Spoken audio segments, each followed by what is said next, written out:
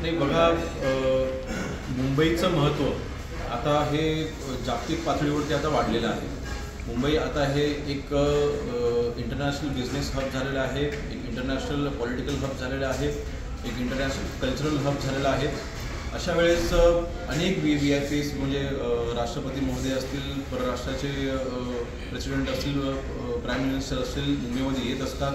मुंबईमध्ये बऱ्याचशा cultural activities, political activities होत असतात आणि एक मोठं हब झालेलं असल्यामुळे नक्कीच भविष्याच्या कालावधीमध्ये सुरक्षेच्या दृष्टीने एक इंटेलिजन्सचं डिपार्टमेंट म्हणजे आपलं आता ऑलरेडी आहेच, TSचं काम करत आहे, SIT सारखं डिपार्टमेंट देखील कार्यरत आहेच.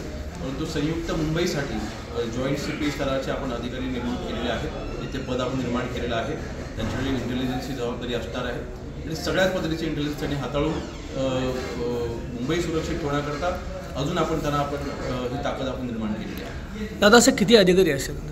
नाही, जॉईंट CP स्तरावरचे अधिकारी असतील त्यांच्याखाली आता नक्कीच एक टीम तयार केली जाईल. त्याचा आपण आता आराखडा तयार आपण करत आहोत. परंतु पद निर्माण जे केलेलं आहे ते जॉईंट CP स्तराचे अधिकारी असणार आहेत आणि त्यांच्या हाताखाली सक्षम अधिकारी दिले जातील. ते इंटेलिजन्स गोळा करतात, मुंबईला सुरक्षित ठेवण्याकरता ते मदत करतील. याचा नेमकं दादा कोणता फायदा होईल असं तुम्हाला वाटतं? फायदा हाच होणार आहे. बघा, शेवटी आजपर्यंत छोटी ATS होतं, ATS आजही कार्यरत आहे, पण ते महाराष्ट्रामध्ये ते काम करत होते. SIT आहे ते महाराष्ट्र स्तरावरती होतं. हे फक्त आणि फक्त मुंबईचं इंटेलिजन्स हे घेतील आणि मुंबईच्या वरती लक्ष ठेवण्याकरता, जसं मगाशी मी म्हटलं की मुंबई आता हे इंटरनॅशनल एक हब झालेलं असल्याने मुंबईमध्ये प्रचंड VIP मुवमेंट्स असतातच, परंतु मुंबईमध्ये एंटिटीज खूप जास्त झालेल्या आहेत. म्हणजे आंतरराष्ट्रीय स्तराच्या कंपनीचे हेडक्वार्टर आता मुंबईमध्ये सुरू झालेले आहेत.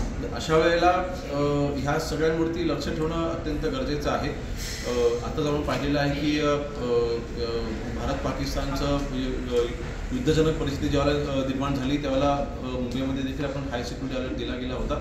तर अशा वेळेला ह्या सिच्युएशनमध्ये आपलं इंटेलिजन्स वेगळं असलं पाहिजे मुंबईचं महत्त्व बघता, आणि ते आपण तयार केलेलं आहे.